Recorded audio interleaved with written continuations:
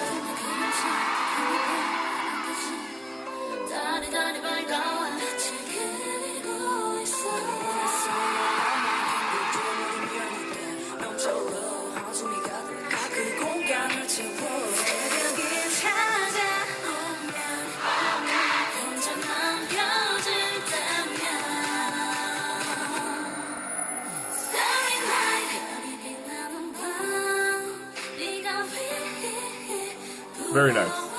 Very nice.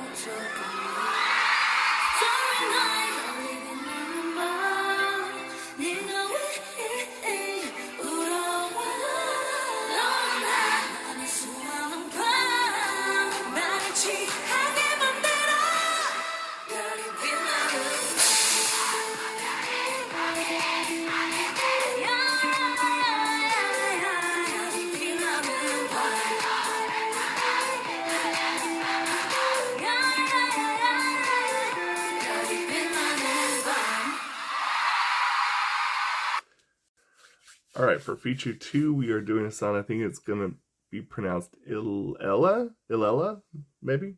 I'm always terrible at pronouncing these names, so.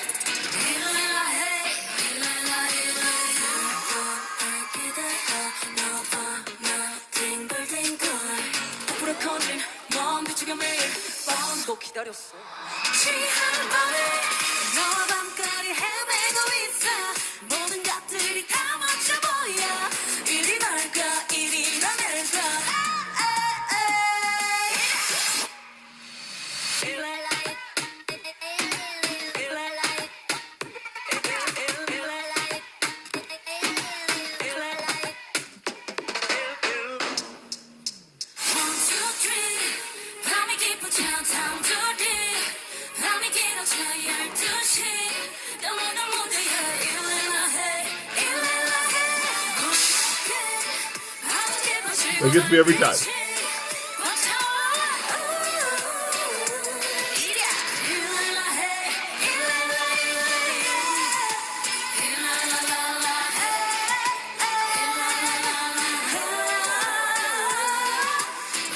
Oh.